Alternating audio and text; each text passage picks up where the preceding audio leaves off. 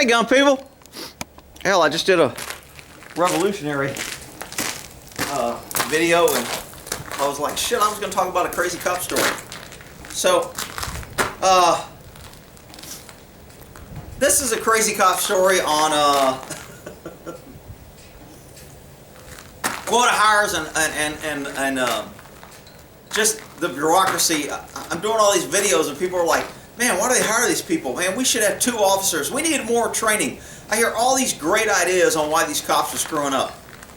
You know what? That's not it, people. There's no standards. Liberalism is taken over. PC is taken over. You can't hold people accountable. If you do, you're a racist or a sexist if they happen to be a certain color or a certain sex. So that's the real problem. You can give all the training in the world. When you're training incompetent people that shouldn't be doing the job, it just doesn't work. So this is a crazy cop story about this our agency wanting to hire a female. So we didn't have very many females, and they wanted to get with the times. I mean, they just hired a dude that wore a turban, and they were like, well, he's not Muslim. Because I was like, great, we got a Muslim here now? And they're like, damn it, Gord, he's not Muslim. He's, I don't know, Shiite, Indian, something. I said, dude, he wears a turban around the office. Well, that's just his. I go, okay, whatever. He wants to be different. He wants to be special. He wants to know that he's a quota hire and that nobody can say anything to him, otherwise they'll be racist. I got it. I said, I got it. Rick, your attitude is bad. Okay, whatever. Who the hell's calling me this early in the morning? So, in this video, or in this story, they want to hire a woman, and I'm buddies with a background investigator, and of course, in cop work, they have a background, and backgrounds are confidential, and nobody's supposed to talk, but everybody talks.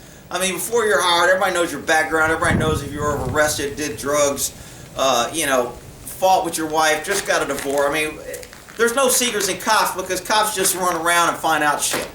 So, although they tell you it's all confidential and nobody knows, everybody knows. I mean, it's just the way it is.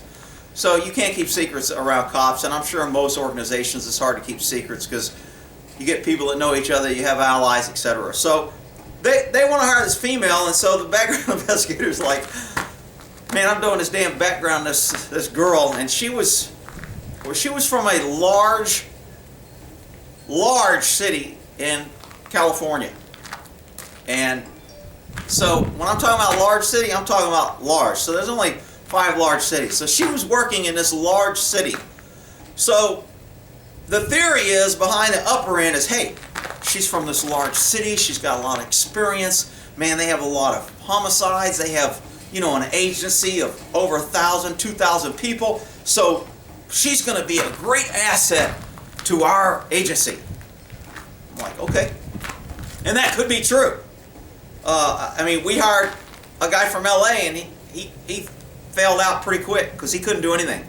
LA is so big that the cops out there are so, when I'm on patrol, when I show up, I just call a special unit. I call the burglar unit, the homicide unit, the this unit, the that unit. So they don't do a whole bunch of police work. They pretty much kind of like show up, hold everything down, secure the scene, and call someone else. I'm not saying all LA cops are like that, but I'm just saying a lot of young cops. This guy, I think, was on LAPD for 2 years or something. And he didn't last 3 months because he just couldn't make a decision. He was just kind of, what do I do? Where do I go? He was always just, you know, unless you told him what to do, he didn't know what to do because he was so programmed to working in that Los Angeles environment to where there's rules for everything. You don't make any decisions. The sergeant makes it. The detectives make it. The special units make it. Everyone makes it. You just go out there and kind of show up first and hold things down until the smart people get there.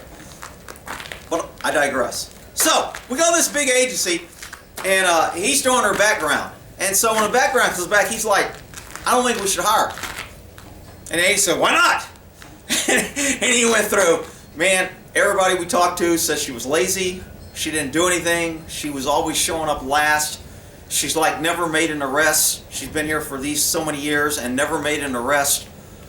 She's very good. Her biggest thing that she was great at is if we need somebody transported from a scene, she'll always come and take them and transport them to jail. She's really good at that. I'm like, are you kidding me? That's the best endorsement we can get out of a person we're hiring. I couldn't believe it. But, you know, and she had some other issues, supposedly.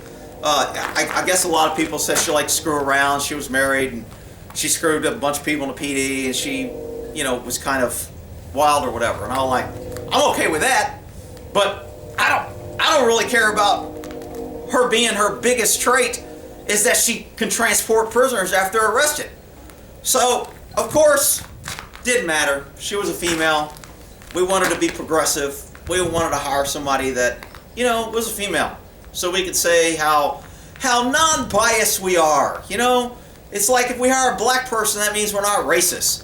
And to me, it's the most racist thing you can do is to set somebody up to fail and hire them because of their color when they're not qualified, and then they can't succeed, and then you have everybody looking at him like, you know what, he can't get the job on his own, they ain't hired him because of his color, and then you get some good guy who deserves it, and he's got that same stigma. But you can't tell the freaking liberal left that, and you can't tell all the Black Lives Matter idiots that, because they're like, we deserve it, you owe us, everything should be free, black people should run everything, and we should just beat white people because they did it to us. Yeah, okay, whatever. Freaking idiots. You can't argue logically with someone.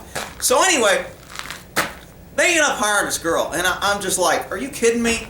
So, you know what? She was good in paperwork, and she, you know, she had nice paid for hooters, and she was pretty hot, and we ended up going out for a few drinks a few times. But, I mean, look, that doesn't change the fact that she shouldn't have been hired, and that agencies are hiring incompetent people for the wrong reasons only because of their sex or their color. And I know the liberals, because they're brainwashed, they're going to be out here, well, what about if they're qualified? Well, if you had a standard, you wouldn't have to ask what if they were qualified. You would know that if somebody was hired, they were hired because they met the standard and they're the best.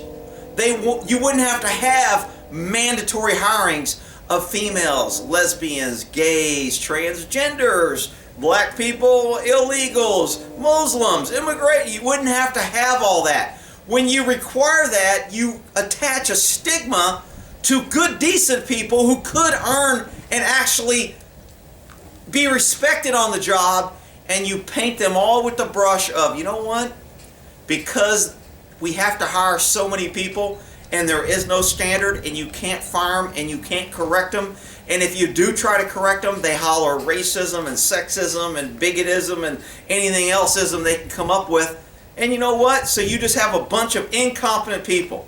Government loves that, because then they can hire 14 people to do one job. They grow government. They say you got to vote for liberalism in order to keep government. So now you have a huge amount of people voting for the same shit that got you in the problem you're in, and you got idiots saying, oh yeah, we'll just pay more taxes. If we have more government, they'll keep us safe.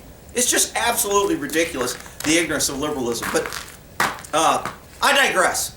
And again, this isn't a crazy story, but I mean, that's just one example of quota hires having negative impact. And I mean, this girl, when she worked for us, didn't want to go on search warrants, didn't want to go in, didn't want to really shoot the range, just kind of wanted to run around and show off her paid-for hooters, and you know, but she was a good team player. She didn't rock the boat. A lot of people liked her because she was friendly. Well, that's all fine and dandy if you're hiring people to hang around the office and be friends. Cops who are out there on the streets dealing and fighting with bad guys want other cops that are going to be able to protect, defend, help, aid, and assist when we're out there dealing with bad guys. We don't want friendly people that are nice, that are incompetent. But you can't say that. People, you know, there's cop channels that people try to send me to. You ought to go to this guy's channel. He's a cop. Anybody that's a working cop is not telling you the truth. I could not say nothing of what I say on this channel if I was working. There is policy that prohibits it. There's people that would be watching it. They would be writing you up. They would say you're making the agency look bad. You're telling away confidential secrets. There is no way somebody working as a cop is telling you the truth on what's going on. It just doesn't happen. I mean, that's just the way it is. If you think it is, well, then you're an idiot. If you think somebody on a political staff is going to come out here and dog their boss, it ain't going to happen. If you think the press for the White House, the press officer, whoever the hell it is going to come out there and go, I don't like Trump and he screwed up on this, and I mean, are you a freaking idiot?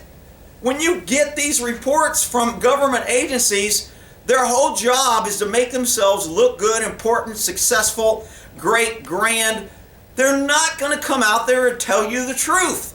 That's why government needs to be restricted and questioned and changed, and having new people come in to question them, getting the politicians out of their life. I mean, that's how you control government. If you just wait for government to tell you that they're a failure, it ain't going to happen.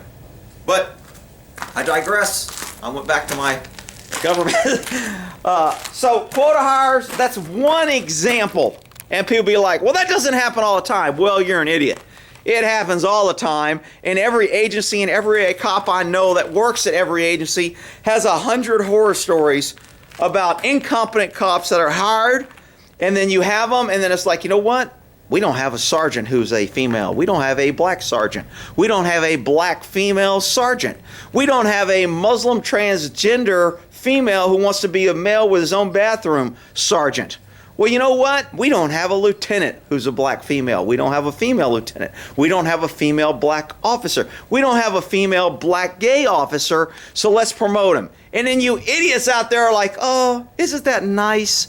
We've got all this diversity. You got a bunch of incompetent government, dangerous things that end up getting more lawsuits, more problems, more incompetence. Taxes go up to pay for the lawsuits, and you freaking idiots are out there saying liberalism is good and we need more government and more taxes. Oh, it's so frustrating. All right, well, in that there, crazy cop story on hiring females.